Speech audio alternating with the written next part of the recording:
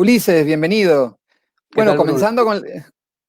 comenzando un poco con la confusión de Eliana, Ulises es un nombre precioso también, ¿no? Un nombre de aventureros. Sí, sí, mi nombre en realidad es Sixto Ulises, pero yo desde pequeño escogí Ulises por obvias razones. Excelente, un lindo nombre. Ulises, de Acure en Huancayo, que en realidad la primera edición es del 2008, ha salido nuevamente en Planeta este año, pero además el año pasado también publicaste Cementerio de Barcos, ¿no? Una novela que recién la tengo en mis manos y te prometo leerla muy pronto y comentarla también en el programa. Lo que te quería Perfecto. decir que a pesar de la pandemia, este ha sido un gran año, unos grandes 2 años, ¿no? Para ti. Efectivamente, sí, con Cementerio de Barcos que sacamos el año pasado, pudimos entrar con Planeta en los libros que ya tenía yo editados un poco subterráneamente en editoriales Ujú. independientes, como es el caso de Daquiro Huancayo, así que este año le tocó la reedición, que en realidad viene a ser la quinta edición de Daquiro Huancayo, porque las cuatro anteriores fueron, como te comento, en editoriales independientes, así que estamos muy contentos por eso. La quinta edición es una cosa que no todos los narradores pueden decirlo, ¿no? Porque creo que las ediciones anteriores fueron justamente bastante vendidas en Huancayo y en Huancavelica, ¿no? Te escuché decir eso en una entrevista, que fueron como un boom en el sur del país, casi como un rockstar en el sur, en las ciudades del sur, ¿verdad? Sí, sobre todo en Huancayo, que como Ajá, entenderás por el título y por el cuento, o por varios claro, de los cuentos que transcurren en Huancayo, pues la gente allá se ajá, sintió bastante identificada. Entonces, desde el 2008, que fue la primera edición que presentamos, ajá, se pasó a ser una especie de clásico Huanca, ¿no? Y yo claro. muy feliz por eso, por supuesto. Ahí está la portada de la última edición, con este mate burilado, ¿no? Tan bonito. La portada Efectivamente, en el mate podemos ver a Robert Smith y a los de Cure, tras un saxofonista huanca la paseando portada por es las calles linda. de Huancayo. La portada es linda. ¿Y solo es el dibujo? ¿Realmente hay un mate burilado que te han hecho así? Sí, sí existe el mate burilado, lo tengo exactamente a mi espalda. Qué Eh, bonito. sí, a alguna gente huancaína se le ocurrió esa idea, así que me la mostraron y yo encantadísimo de tenerla conmigo, por supuesto. Qué genial. Bueno, luego nos lo muestra, que es súper bonito. Con gusto. Ulises, cuéntanos un poco sobre tus inicios, ¿no es cierto? Porque claro, justamente Eliana también dijo que tú eras ingeniero sanitario, pero además eres narrador. Y yo sí creo que cualquier carrera es súper compatible con la de narrar historias, la de contar historias, la de ficcionar, ¿no es cierto? Cuéntanos un poco cómo comenzó tu necesidad de ficcionar y de contarnos historias. Bueno, yo nací y crecí en un pueblo pequeñito de Huancavelica que se llama Colcabamba, Ujú, en una época en los 80 que en aquel pueblo no existía ni televisión, entonces a los ujú, niños de ese entonces nuestro contacto con la ficción eran pues las ujú, historietas básicamente o algún otro ajá, libro que cayera por ahí a las manos, pero sobre ajá, todo la narración oral de mis paisanos, ¿no? ajá, Mi abuelo, mi madre, mis paisanos colcabambinos, yo era testigo de cómo contaban las historias todo el tiempo, ajá, entonces desde qué ahí bonito. aprendí a satisfacer esa necesidad de contar historias y de escuchar historias también. Ajá. Sin embargo, de alguna manera ya como para desarrollarlo, porque realmente tus cuentos son bastante orales, ¿no? Creo que también te lo han dicho antes. Pero Sí, luego para pasar, claro. supongo que viene de esa influencia que te menciono, ¿no? mm, El crecer en ese mundo andino oral, básicamente. Pero luego de alguna manera para traerlo a esto, al libro, al objeto occidental que es el libro, un poco tú estuviste en los talleres de Alonso Cueto, ¿no? Y de Van Thijs. Sí, me metí a la Escuela de Escritura Creativa de la Católica, que Ujú, lamentablemente ya no existe, pero esto fue el 2006, 2008, que en esos años me puse a estudiar esto un poco para seguir ujú, o cumplir un viejo sueño, ¿no? Sin mayor pretensión que publicar un libro, pero en la medida en que iba yo descubriendo las técnicas y sobre todo dándome cuenta que lo que escribía le agradaba a la gente, a los profesores, a los compañeros de estudio, me fui tomando más en serio la cosa. Entonces, el producto de eso fue ese primer libro de Akira Huancayo, que la publicamos en 2008. Ajá. O sea, The Cure en Huancayo de alguna manera nace de ese taller con Alonso Cueto e Iván Sí, Tais. y todos los cuentos que conforman The Akira Huancayo pasaron por ese taller, por el tamiz de los compañeros de estudio y de mis maestros que fueron Alonso Ajá. Cueto y Iván Tais. Bueno, me da la curiosidad ahorita, ¿qué otro co-tallerista tenías que de alguna manera sí puede estar escribiendo ahora? ¿Te acuerdas de Bueno, alguno? estaba San Noltenius, por ejemplo, Ah, genial, y bueno, premio nacional, ¿no? efectivamente ella, Cristian Solano, Ajá, Katia Dawi, genial. eh, varios de los que están publicando en estos años, compartimos aulas Bueno, en ese taller. bueno, un taller de lujo en realidad, ¿no? Súper bueno. Sí, sí, efectivamente, tuve mucha suerte de coincidir con todos ellos en esos días, en esos talleres y aprender de ellos también. Ulises, una pregunta. Como tú eres ingeniero sanitario, yo te quería hacer esta pregunta porque de alguna manera veía también tu pasión por el agua, por encauzar las aguas, ¿no es cierto? Por desarrollar esto. ¿Cómo tú definirías mejor o cuáles de las dos opciones tomarías tú como, para acercarse a hacer un símil con el hecho de ficcionar? ¿Dejar correr el agua naturalmente o hacerlo o tomarlo como una represa, ¿no? Bueno, el agua es un elemento tan incomprensible para nosotros a pesar de que convivimos con él desde siempre, ¿no? Siempre hemos Ujú, querido dominarlo y creemos lograrlo y cuando menos esperamos, el agua se revela y rebasa cualquier dique, ¿no? ajá, Si existe un símil con esto de narrar, creo que es uno de las metáforas más perfectas, ¿no?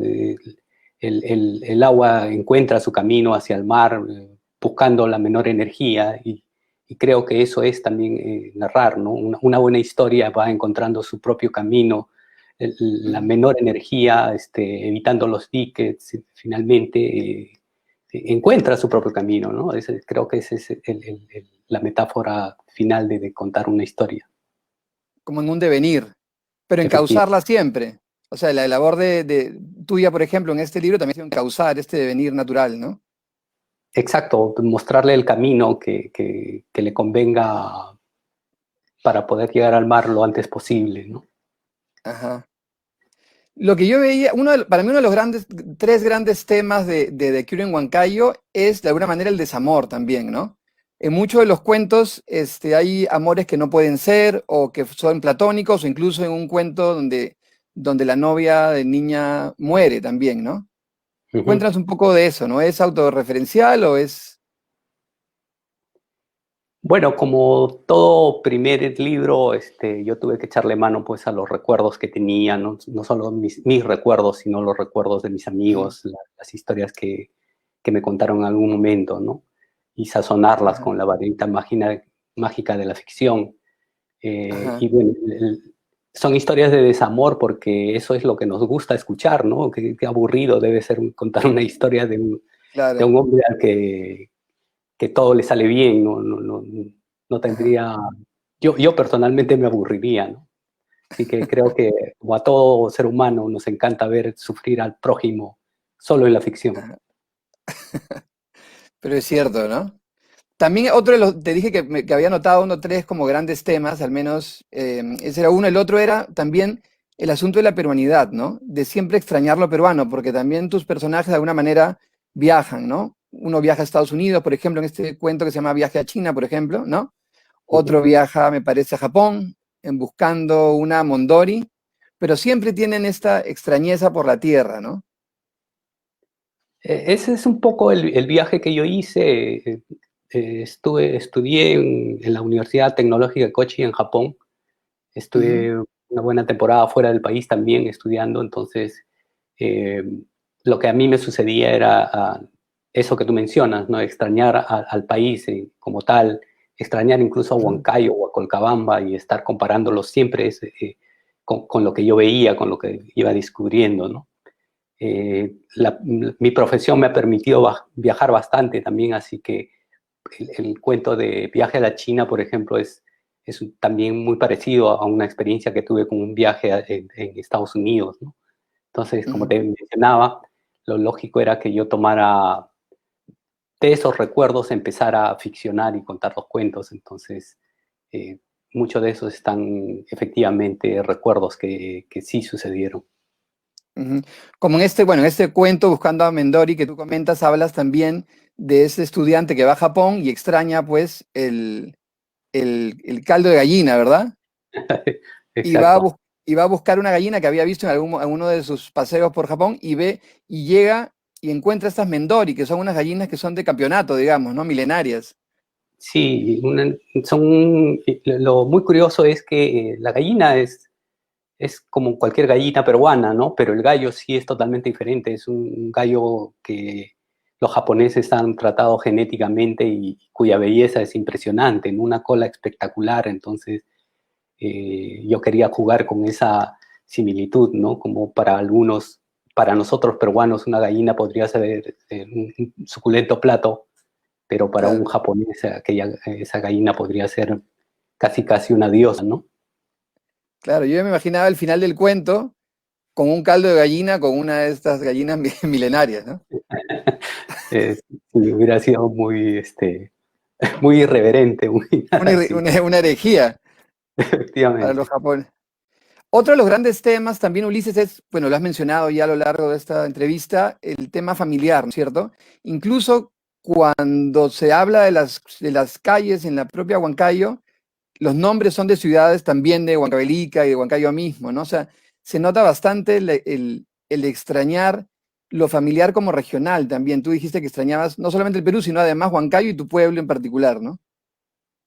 Esa es Sí, una eso de es algo que, mm, bueno, yo vivo en Lima cerca de 27, 30 años ya, pero todavía extraño siempre Huancayo o extraño Colcabamba, ¿no? Y por eso mismo retorno a esos lugares una o dos veces al año. Entonces, en esos cuentos pues se refleja esos sentimientos que yo tengo por esos lugares a los que quiero tanto, ¿no? no, y se siente cuando tú, por ejemplo, en los últimos cuentos que a mí, o sea, todos los cuentos me han gustado, pero en realidad los cuentos que me han hecho sentir muchísimo más y que me han gustado justo son los últimos, ¿no? De Colcabamba a la luna y el cordero que se fue volando, ¿no? Donde hay una sensación realmente de libertad, ¿no? De amplitud en los cuentos, ¿no? En la sensación. Y luego en los cuentos de ciudad sí se nota pues un escritor que igual se siente un poco oprimido en la ciudad, ¿no? Es un sentimiento que he notado en muchos de mis paisanos en general, o sea, no solo los huancavelicanos o los huancaínos, sino los provincianos en general, ¿no? Ujú. Creo que más allá y muchos de ellos viven en el extranjero por décadas, pero siempre que converso con ellos encuentro ese sentimiento de nostalgia irreemplazable por el Perú o por su propio pueblo, ¿no? Alguien me dijo que para hacerle justicia a Colcabamba, por ejemplo, que es mi pueblo, había que Ajá. emigrar de él, ¿no? Creo Sí. que esa frase resumía muy bien ese sentimiento de pertenecer y no pertenecer a un lugar, ¿no?